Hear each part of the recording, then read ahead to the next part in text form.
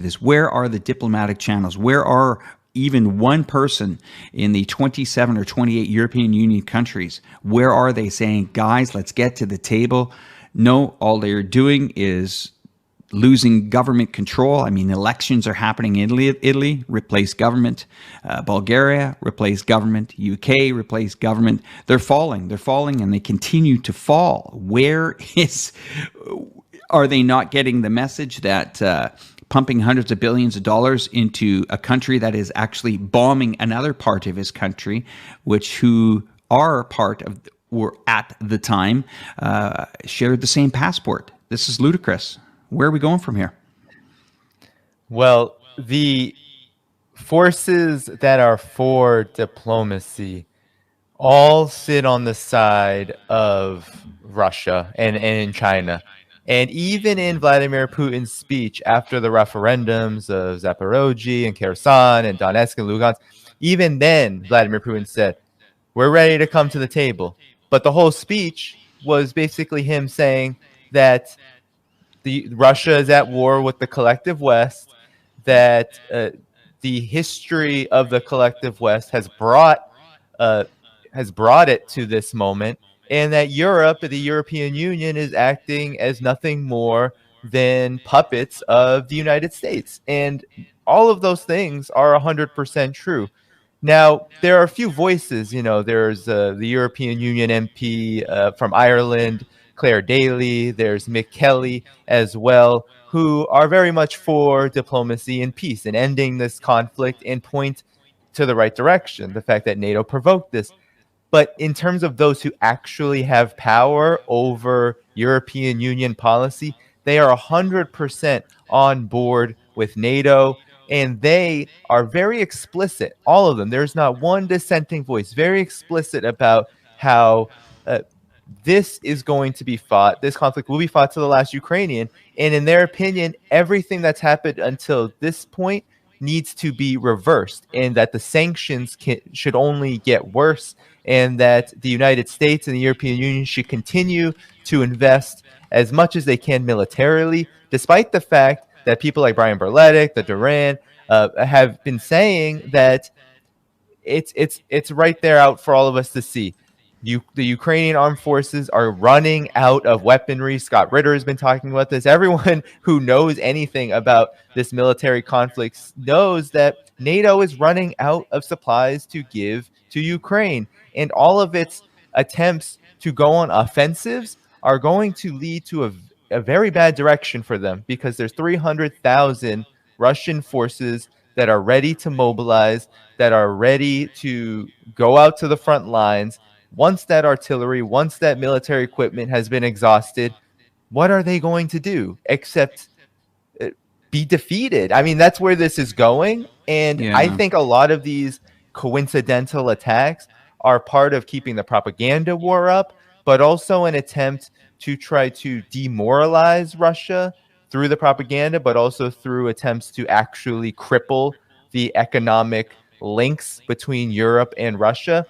And I don't think it's going to work, because one, Russia has already made the decision that it needs to go its own way. And the European Union has no recourse. It can't go a different way. There is no different way.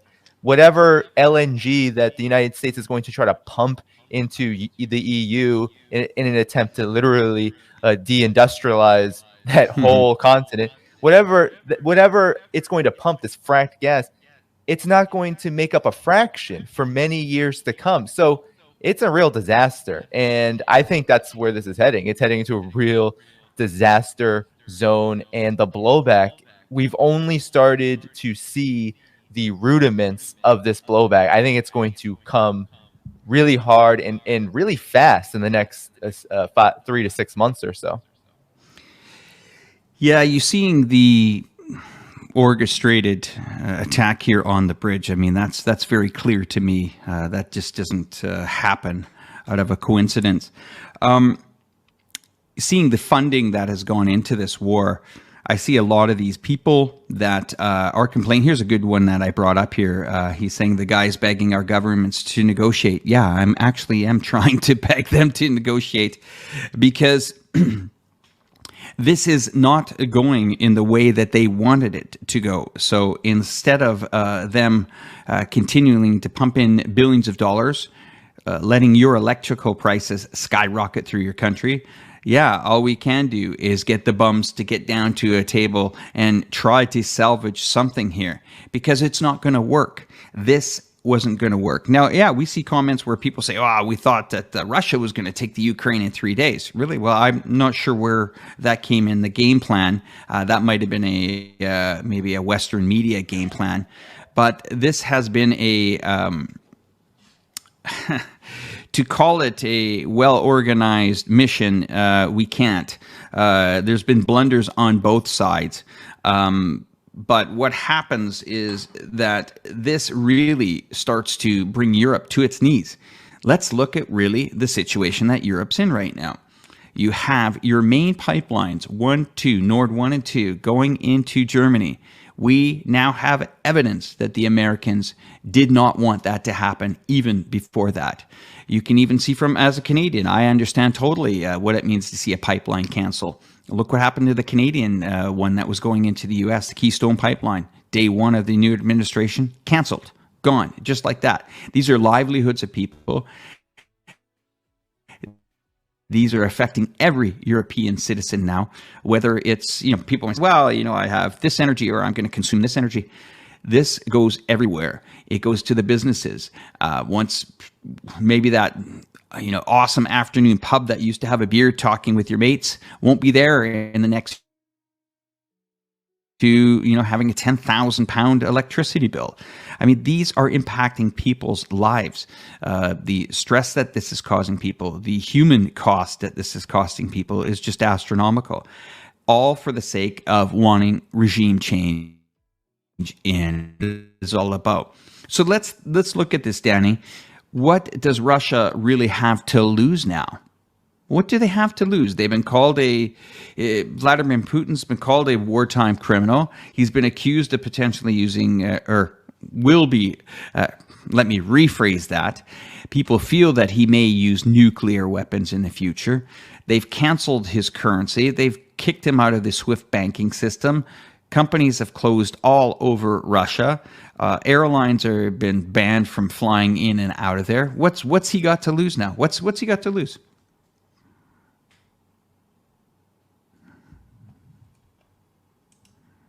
Unmute, Dan. Sorry. That's okay. No problem. Sorry. That's no. You know what? Our viewers are saying that there's a slight echo on my side, but I'm not sure why it would be coming through. I don't know if there's some reason, if there's some connections with you. I just wanted to check that before I continue. Yeah, I'm gonna mute while you talk. We'll try that as well. Okay. Yeah. So, what does Vladimir Putin have to lose?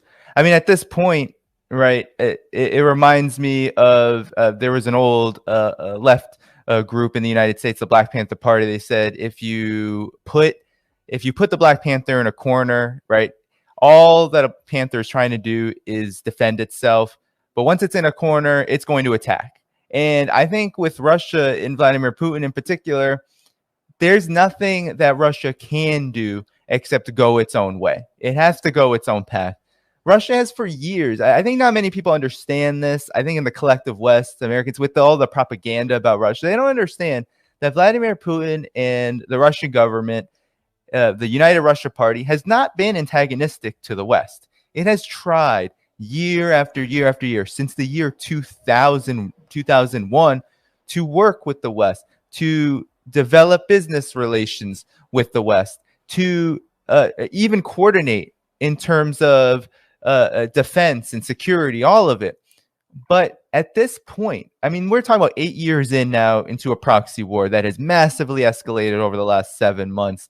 And now we're at a point where you have civilian infrastructure being destroyed, tanking and sinking Europe's economy, all in the name of weakening and hopefully overthrowing Russia. That's the ultimate goal of NATO, is to contain, which is a euphemism to overthrow Russia. So at this point, Russia has no choice but to defend itself at maximum capacity, what it sees fit as the most strategic and the best options going forward. So what that means is to reiterate to the West that it is at war with it. Like that's what Russia has done.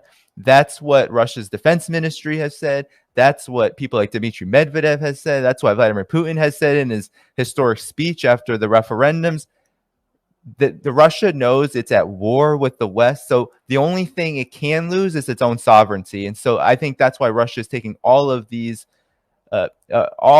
measures, from the mobilization to also moving its economy in a direction away from Europe, away from the United States, because it's now the most sanctioned country in the world. It has no choice but to do that. However, an important point here, I think, is that even before Russia became the most sanctioned country in the world, it was already going in this direction, because this isn't something that just happened 7 months ago. This is something that's been building up over time.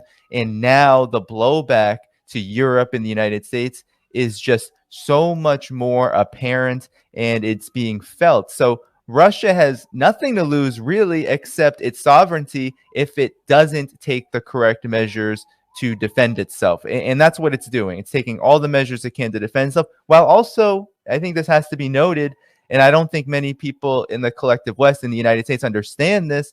They don't understand that Russia actually is doing this very methodically, very strategically. It's not overly reacting. Even this bridge incident, even Nord Stream, it didn't overly react. Russia's government, Vladimir Putin, just stated the facts and stated what it believed was happening, and that an investigation would occur, and that this would mean that Russia would have to take even further measures to do exactly what had already been happening, which is to move forward in a more independent path. And I think on the one hand, while that it definitely has severe consequences for the world and means that Russia is in this proxy war for the long haul, it also, I think, is illuminating and should teach us exactly what is happening, right? These moments need to be teaching moments to tell us that, yes, Russia and Vladimir Putin, they have nothing to lose, because it is us. It is the collective, it is people in the United States. They need to understand where the problem really resides. And it resides with the Biden administration. It resides with the European Union, with NATO. Those are the forces that are pushing Vladimir Putin into a corner and making it so this conflict only becomes more and more dangerous.